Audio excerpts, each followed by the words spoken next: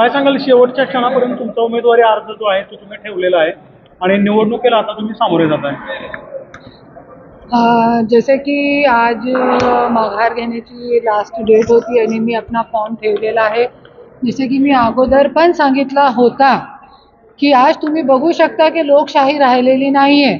आज काँग्रेस जैसा राष्ट्रीय पक्ष जे आज आझादीपासून लढत आहे त्यांनी माघार घेतली, तो आज आपल्या महाराष्ट्रासाठी खूप एक लाज्यास्पद गोष्ट आहे की काँग्रेससारखे मोठे पक्षांनी माघार घेतली आणि याच्यामध्ये धन्या मुंडे आणि देवेंद्र फडणवीस साहेब असा विचार करताय की सगळा महाराष्ट्र जे आहे ते आपल्या पद्धतीने चालवणार आहे. तो असं मी होऊ देणार नाही. मी पण माघार घेणार होती क्योंकि राष्ट्रवादीचे 2-3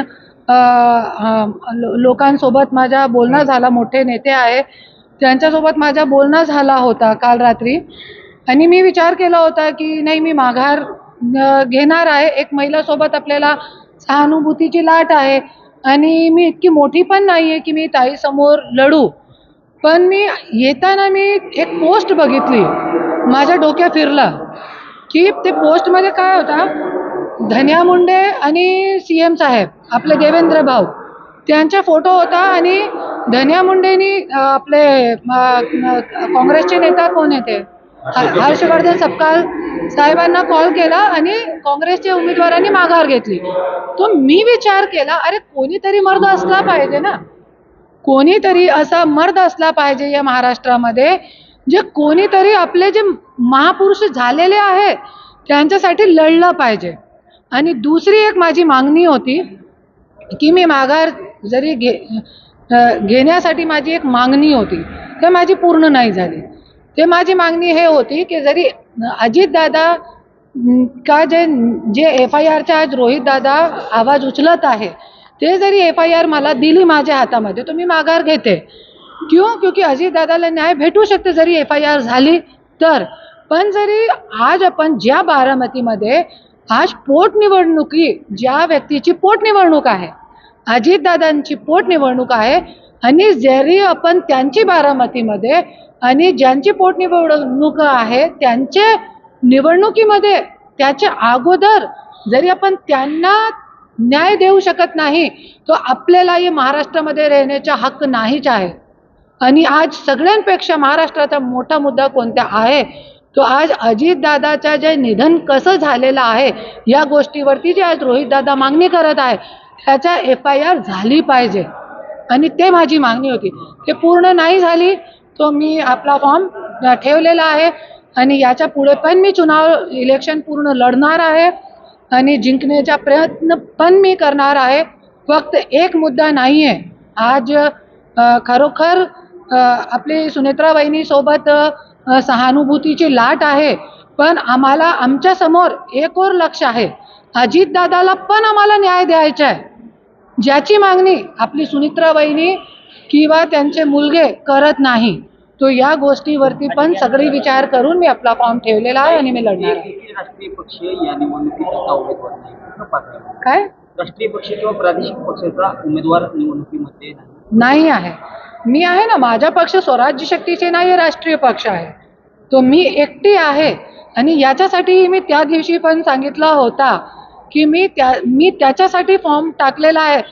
चालेल मला जरी माझे जे उमेदवार ते आहे आमचे जे कार्यकर्ते आहे त्यांचे जे भले आम्हाला मतदान पडेल 50 मतदान पडू द्या पण जे आपले महापुरुष झालेले आहे त्यांचे विचार आम्ही घेऊन चालणार आहे आणि जे आहे आम्ही लढणार आहे. आणि आज अजितदादाची बारामतीमध्ये मी हेच मुद्दा घेऊन चालणार आहे की जोपर्यंत आज अजितदादाला आज बारामतीमध्ये न्याय भेटू शकत नाही तो माझ्यासारखी महिलांना काय न्याय भेटणार आणि कोणाला न्याय भेटणार नाही.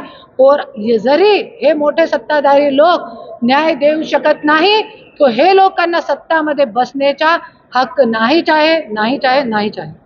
ताई तुम्ही तसं पाहायला गेलं तर बीड हा मुंडेंचा बालेकिल्ला मानला जातो, तसं बारामती देखील पवारांचा बालेकिल्ला मानला जातो. तर मुंडे पहिल्यांदा बारामतीमध्ये येऊन पवारांना आव्हान देतात, कसं निवडणुकीला सामोरे जाणार? असू द्या ना, काय लढने का मजा तो वही आता है जहाँ लढने वाला मजबूत हो. और राजकारणमध्ये माझे जे आयडियल आहे, माझे राजकारणमध्ये जे आयडियल आहे ते कोण आहे? शंभूराजे, छत्रपती शिवाजी महाराजांचा मुलगा शंभूराजे माझे आयडियल आहे. ज्यांना किती मोठी मोठी ऑफर आली होती पण माघार घेतली नाही. तेच विचार घेऊन मी छत्रपती शिवाजी महाराज नसून त्यांनी मी आयडियल मानलेला आहे आपला.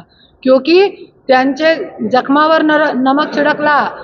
काय काय ऑफर नाही होती त्यांना, पण त्यांनी माघार घेतली नाही. तसंच त्यांच्या शंभूराजेचे विचारवर चलणारी मी आहे. तुम्ही म्हणालात की राष्ट्रवादीच्या 2-3 नेत्यांनी तुमच्याशी संपर्क केला. कोण नेते होते ते आणि काय बोलणं झालं होतं तुमचं त्यांच्याशी? आहे, खूप चांगले आहे आणि त्यांनी त्यांची बाजू मांडली आणि मी त्यांचं कौतुक पण करते. पूर्ण त्यांनी माझा माइंड जे आहे पूर्ण ते केला होता वॉश, की मी आज बारामतीमध्ये फक्त याच्यासाठी आली होती, माघार घेण्यासाठीही मी आली होती. पण मी ते पोस्ट बघितली ना, की महाराष्ट्र जे आहे फक्त क्या देवाभाऊ आणि धन्या मुंडे चालवणार आहे का? फक्त ते हां ते पोस्ट आहे ना की धन्या मुंडेनी आपले काँग्रेसचे नेता कोण आहे? हर्षवर्धन सपकाळ सोबत बोलणं केला आणि काँग्रेसच्या उमेदवारांनी माघार घेतली. तो एक लक्षात ठेवा, महाराष्ट्राची जनताला मी एकच बोलते, हे मोठे मोठे राजकारणी लोक आज काँग्रेस सारखा पक्ष विकू शकता, पण करुणा मुंडेला खरेदी करण्याची कोणीचीही लायकी नाही. धनंजय मुंडेंनी तुमच्याशी संपर्क साधण्याचा प्रयत्न केला का? संपर्क त्यांनी केला होता. त्यांच्या आव्हानातून तर मी इकडे आलेली आहे ना लढण्यासाठी, नाही तर मी आली पण नाही होती. क्योंकि त्यांनी मला मी त्या दिवशी सांगितलं की धन्या मुंडेंनी मला आवाहन केला होता, अरे तुझी काय लायकी नाही आहे, तू काय करणार, तू जरी उभे राहिली तू तिकडे फॉर्म टाक, काय करायचं आहे तुला कर तू, आणि मी बघतोय तू कसं जिंकते. अरे चालेल, मी तो हारली तरी पण मी जिंकल्यासारखीही असणार आहे. क्योंकि मी एक रणरागिणी आणि मी लढते आणि मी वाईट गोष्टीसाठी लढते. आणि आता पण मी सांगितलं, जरी दादाची FIR माझ्या हाता लागली होती, आज कालपासून मला हाता लागली होती दादांची FIR, तो मी आजही माघार घेतली असते. विजय सर